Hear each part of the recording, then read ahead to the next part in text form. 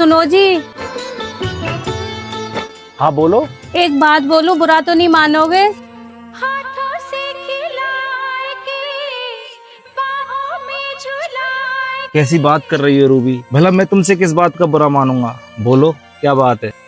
परसों रक्षाबंधन है और मेरे पास आपकी दोनों बहनों को देने के लिए एक जोड़ी लहंगा लुगड़ी भी नहीं है। मैं सोच रही थी अगर कुछ पैसों का इंतजाम हो जाए तो मैं उनके लिए कुछ कपड़े और कुछ नेक ले आऊं। आखिर ये तो हर साल में एक बार ही तो आता है। रूबी तुम तो अच्छी तरह जानती हो, पहले मेरा होटल हाईवे पर था, गाड़ियाँ आती जाती रहती थी, ग्राहकों की भी कोई कमी नहीं होती थी। उसी होटल की कमाई से हमारा घर चलता था और उसी होटल के दम पर मैंने अपनी दोनों बहनों का रिश्ता एक अच्छे घर में किया था। लेकिन जब से उस हाईवे पर फ्लाईओवर बना है तो गाड़ियां नीचे आने बंद हो गई और धीरे धीरे ग्राहक भी खत्म हो गए। और एक दिन ऐसा आया कि किराया ना देने के कारण मुझे अपना होटल खाली करना पड़ा। आज 1 साल से घर पर खाली बैठा हूँ, रोज काम की तलाश में निकलता हूँ लेकिन खाली हाथ लौट आता हूँ। और अब हालात ऐसे हो गए हैं कि कोई 1 रुपए देने के लिए तैयार नहीं। जब से धंधा बंद हुआ है लोग पहले की तरह हालचाल भी नहीं पूछते। अब तुम ही बताओ मैं क्या करूं? मुझे पता है जी, घर के हालात मैं भी देख रही हूँ, लेकिन मैं आपकी बहनों को खाली हाथ विदा नहीं कर सकती। वो जब भी आती है हमारा भी तो फर्ज बनता है, चाहे कम दे अपने हाथों से सम्मान के साथ दें। दिल तो मेरा भी यही चाहता है, लेकिन एक बार तुम फिर भी मुझे बताओ कितने रुपए का इंतजाम करना है। बहनों की राह में तू 2 बहनें हैं, एक बहन के लिए 1200 की लुगड़ी, 1000 का लहंगा, 200 की कमीज और 100 हाथ पर नेक, तो कुल मिलाकर एक बहन के लिए 2500 रुपए हो गए।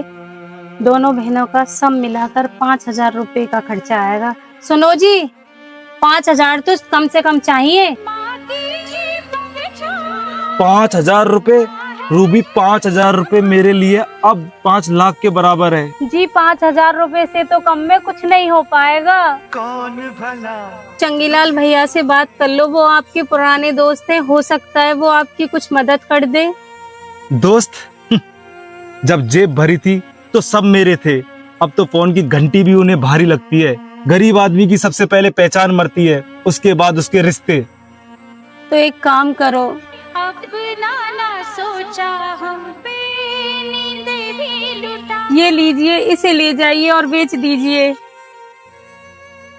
और इससे जो पैसा मिले उससे अच्छे से रक्षाबंधन भी बना लेंगे और बचे पैसों से कुछ छोटा मोटा काम शुरू कर लीजिए। मुझे यकीन है एक दिन फिर सब पहले जैसा हो जाएगा। तेरे होते माँ बाप पागल हो गई हो क्या रूबी? मैं पहले ही तुम्हारे सारे जेवर बेच चुका हूँ, बैंक का लोन चुकाते चुकाते, और अब यही एक मंगलसूत्र बचा है, इसे भला मैं कैसे बेच दूं? ये सोने का गहना नहीं, ये तो तेरे सुहाग की इज्जत है।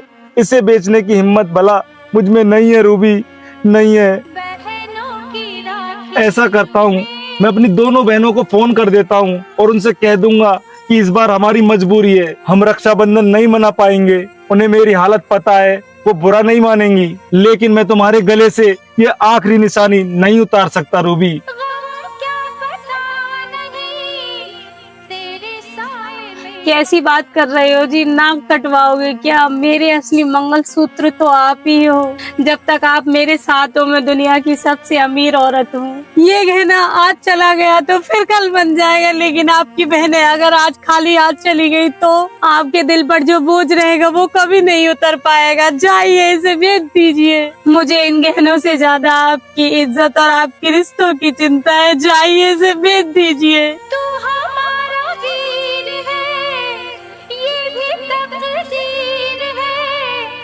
बहनों की राखी मैं जब तक ऐसे ही नकली गहनों से काम चला लूंगी।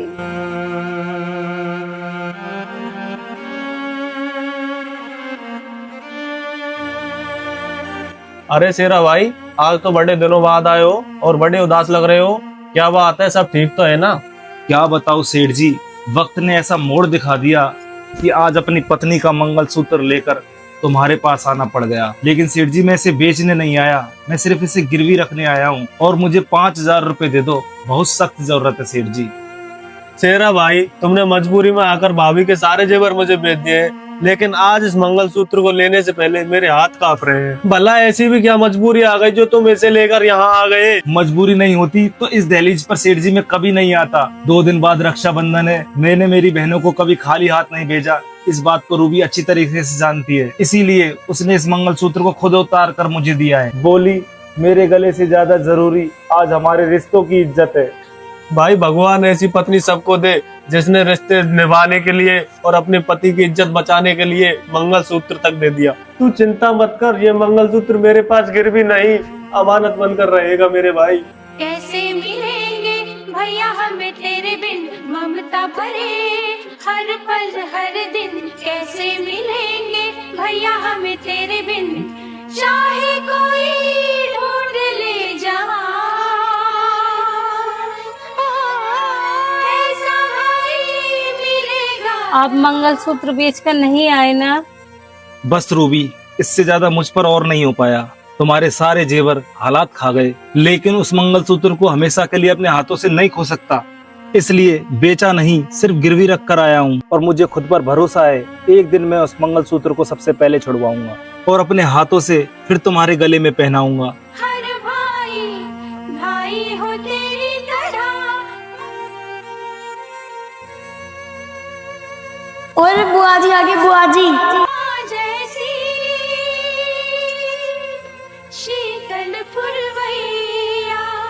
बचपन से हर साल तुम्हारी कलाई पर राखी बांधती आई हूँ। भगवान से बस यही दुआ है कि तुम्हारे चेहरे की मुस्कुराहट कभी कम ना हो। है अपना भाई, मेरे भाई दुनिया की सारी खुशी आपको मिले। भगवान तुम्हारे बुरे दिन जल्दी खत्म करे। बहनों की राखी चूमे भैया की। अरे भैया, कपड़े तो बहुत अच्छे हैं, भाभी कपड़े बहुत अच्छे हैं। बाबुल का प्यार तू, माँ का दुलार तू, तेरे होते माँ। बहन, इस बार कुछ ज्यादा तो नहीं कर पाया, लेकिन जो लाया हूँ वो दिल से लाया हूँ। अगर कोई कमी रह जाए तो अपने इस छोटे भाई को माफ कर देना। पगले बहने भाई के घर हिसाब लेने नहीं आती, का प्यार लेने आती हैं।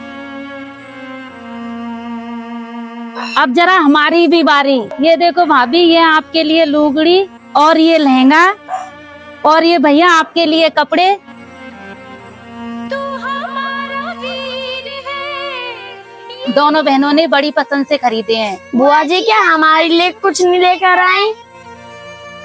अरे कैसी बात कर रहे हो मेरे बच्चे हो। ये देखो तुम्हारे लिए नई नई ड्रेस लेकर आई हूँ और ढेर सारी मिठाई लेकर आई हूँ। कहाँ गए ममता भरे दिन कैसे, इस बार सोचा भाई के घर थोड़ी मिठास ज्यादा लेकर चलें। कहाँ गए।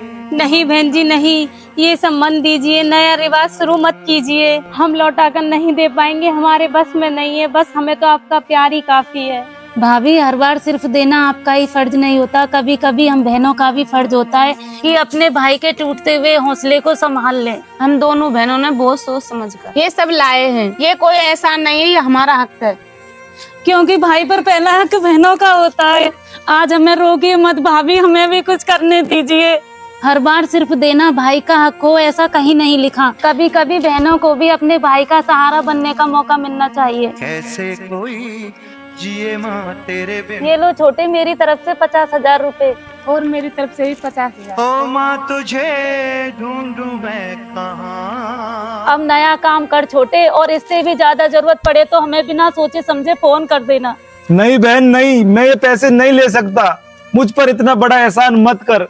मैं ये पैसे लेकर कैसे जी पाऊंगा? मुझे पाप का भागीदार मत बना मेरी बहन। बहुत बड़ा हो गया है तू। जब बचपन में हमारे हिस्से की रोटी खा जाता था तब एहसान नहीं लगता था। जब तो तू हम दोनों से कहता था दीदी आधी रोटी तुम खाओ, आधी रोटी मैं खाऊंगा, और आज हमारी बारी आई तो एहसान और पाप याद आ गया। तुम हमारे भाई ही नहीं, हमारी माँ की आखिरी निशानी हो। माँ की पहचान हाँ है मेरा। भाभी, इसे पहचानती हो? कौन भला दुनिया और छोटे, तू पहचानता है इसे? ले सका कोई कह दे। चाहे कोई ढूंढ ले जहां। अरे भला हो उस काना सेठ का जिसने फोन करके हमको सब कुछ बता दिया था, वरना तू और भाभी चुपचाप ये दर्द सहते रहते। अरे पगले, एक बार बता तो दिया होता कि तू इतनी परेशानी में है। हम बहनें तुम्हारे इस बुरे समय में मिलकर लड़ती। ऐसा भाई मिलेगा है ये दुआ हर भाई भाई खबरदार इसे अब दोबारा गिरवी रखा तो। अभी हम दोनों बहन जिंदा हैं छोटे, हमारे रहते हुए भाभी का मंगलसूत्र गिरवी रहे। इससे बड़ी बदनसीबी हमारे परिवार में कभी नहीं हो सकती। मुझे लगता था कि मैं बिल्कुल अकेला रह गया, लेकिन आज समझ में आ गया कि मैं गरीब नहीं था, गरीब तो मेरी सोच हो गई थी। मुझे लगा कि मैं अपने दुख अकेले उठाऊंगा, लेकिन आज मेरी बहनों ने बता दिया कि सच्चे रिश्ते कभी बूढ़े नहीं हो सकते।